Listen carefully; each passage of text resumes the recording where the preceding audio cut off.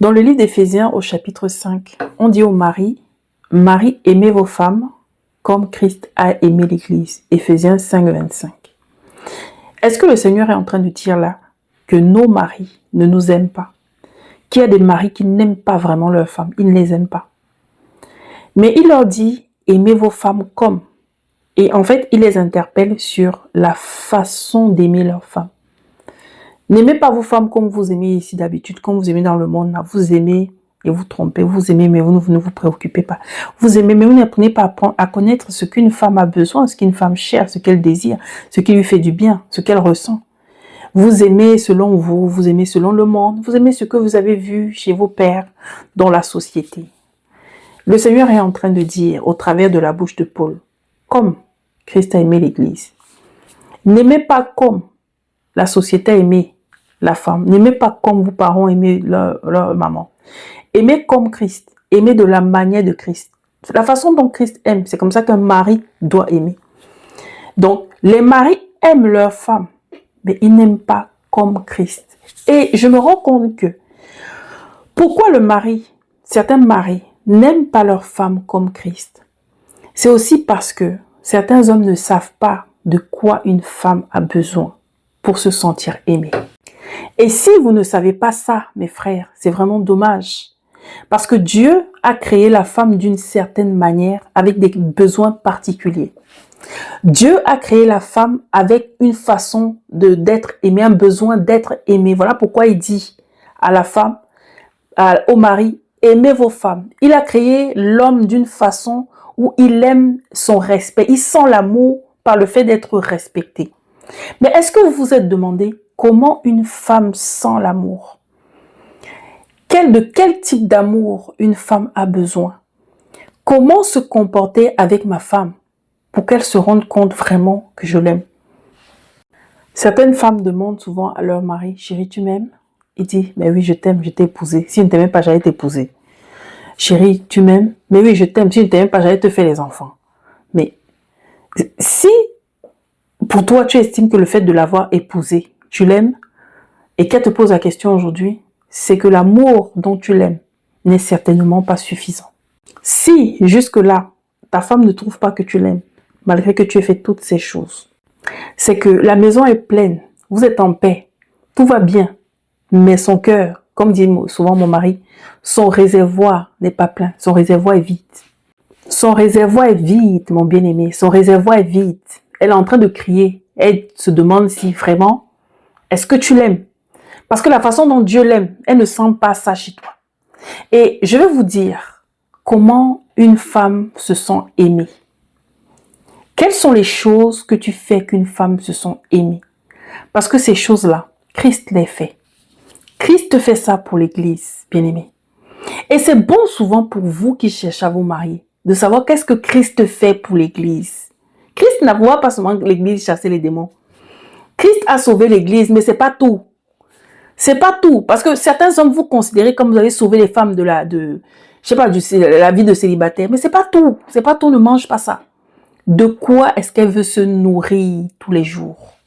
Elle a besoin de se nourrir des paroles d'affection qui construisent son identité et qui la rassurent. Elle a besoin d'entendre des je t'aime, des tu es belle, des je suis fière de toi. Une femme qui n'entend jamais ça va vite douter de l'amour de son mari. On est fatigué de l'amour du cœur. Parlez, exprimez-vous. On ne vient pas ouvrir vos cœurs, il faut ouvrir la bouche, il faut parler. Une femme a besoin d'être écoutée quand elle te parle. Écoute, prends le temps de l'écouter. Prends le temps de l'écouter, prends le temps de prier pour ça. Parce que l'écoute, quelqu'un qui prend le temps de l'écouter, c'est quelqu'un qui pour elle fait attention à elle. C'est quelqu'un qui pour elle la respecte. C'est quelqu'un qui pour elle la valorise. Pour elle, l'amour se mesure à la qualité du temps que vous partagez. Tu l'écoutes sans la couper. La tendresse, les petits gestes, les petits chatouillements, les petits tenir la main, les petits trucs bêtes, mais les petites choses qui changent la vie. Une femme a besoin de preuves tangibles de l'amour. Ne gardez pas votre amour dans votre cœur. Elle boit le café, elle boit du thé, apporte-lui sa tasse. Une fois de temps en temps, organise-toi, planifie, fais quelque chose. Tu rentres du boulot, organise-toi pour ramener de temps en temps, pas tout le temps, un petit truc, une petite attention. Organise-toi pour que le matin, quand tu pars, tu laisses un petit message, tu écris un petit mot. 2, 3 lignes, va sur ChatGPT, débrouille-toi, organise-toi, mais fais-le. De temps en temps, soulage-la. Tu vois qu'elle est souvent fatiguée. Tu vois qu'elle fait à manger tous les jours. Elle fait le ménage tous les jours. Dis-lui aujourd'hui, chérie, ne fais pas à manger, je rentre avec le repas. Ne fais pas à manger, je vous ramène au restaurant. La sécurité, le respect. La femme se sent honorée, elle se sent aimée lorsqu'elle est respectée. Tu dois lui montrer qu'elle est ta priorité. Elle est ta numéro 1. Elle a besoin qu'on considère ses paroles, qu'on considère son point de vue, qu'on considère ce qu'elle pense. Est-ce que tu te sens concerné par ce qu'elle fait, par sa vie, par ses occupations, ce qu'elle a fait dans la journée, par ses projets, ou alors elle a juste c'est-à-dire que l'impression qu'elle est avec un colocataire, quelqu'un qui est juste présent comme un pot de fleurs, il est juste là. Non. La femme a besoin de sentir que tu es son partenaire et tu l'accompagnes, vous êtes ensemble, vous marchez ensemble. Tu ne peux peut-être pas le faire, tu n'es peut-être pas disponible pour faire certaines choses. Mais de temps en temps, tu prends le temps de te renseigner, de poser des questions, de t'intéresser à sa vie personnelle. Est-ce que tu fais ça? Les hommes, ne pensez pas que votre amour est acquis. Votre amour n'est pas acquis parce que vous avez épousé une femme. Non, non, non, non, non, non. J'ai écouté le témoignage d'un frère. Peut-être c'est pas une bonne histoire que je donne, mais c'est important que vous le sachiez. Une sœur qui est tombée, simplement parce que les petites attentions toutes bêtes qu'elle demandait. Et quand vous avez vu, je vous ai cité des choses qui ne coûtent rien et que tout homme est capable de faire pour que la femme se sente bien. Souvent on dit oui, la femme a besoin d'argent, la femme a besoin d'argent. Faites attention entre une femme qui est déformée et une femme qui est en bonne santé spirituelle. Une femme qui est en bonne santé dans son âme. Ce n'est pas l'argent qui va la rendre heureuse. C'est le fait d'avoir quelqu'un qui l'aime, qui est avec elle, qui est présente. Tu as un homme qui travaille, même si vous allez... Une femme est capable de donner son argent, tout son argent à un homme, si elle se sent bien. Je vous assure. Donc ce n'est pas l'argent qui fait la femme. Les histoires qu'on vous raconte là à gauche, à droite, partout, que oui, les femmes, c'est l'argent qu'elles aiment, leur langage, c'est seulement la femme. Je ne sais pas quelle femme, je ne sais pas d'où elles sont, je ne sais pas quelle planète elles sont.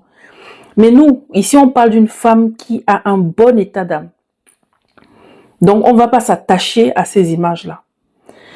Cette femme est tombée avec un autre homme parce que son mari, c'était toujours prière. Viens, on prie. Oh, matin, on prie. À midi, méditation de la parole. Quand il parle avec elle, oh, à l'église, c'est passé ça, le frère tel a fait ça. L'évangélisation a fait que... Lui, c'était seulement ça, sa vie. Prière, méditation. Mais les gars, on vit dans un écosystème. Même quand on parle avec Dieu, le Seigneur ne vient pas nous visiter que tu as prié. Tu as médité sur quoi aujourd'hui? C'est pas ce que le Seigneur nous dit. Donc, réveillez-vous un petit peu.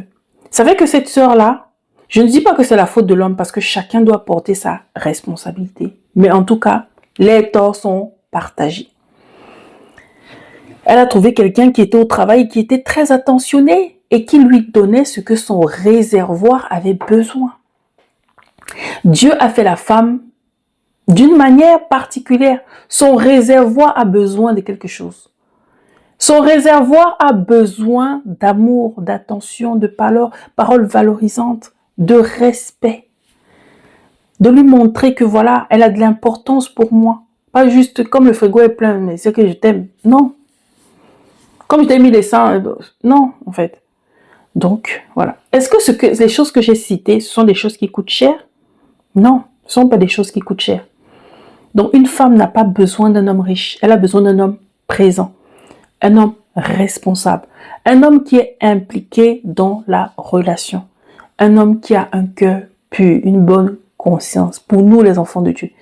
Une foi sincère et qui est impliqué dans notre vie de couple. C'est-à-dire que je te vois vivre, je nous vois vivre et je sais qu'on est en train d'aller quelque part. Que le Seigneur vous bénisse.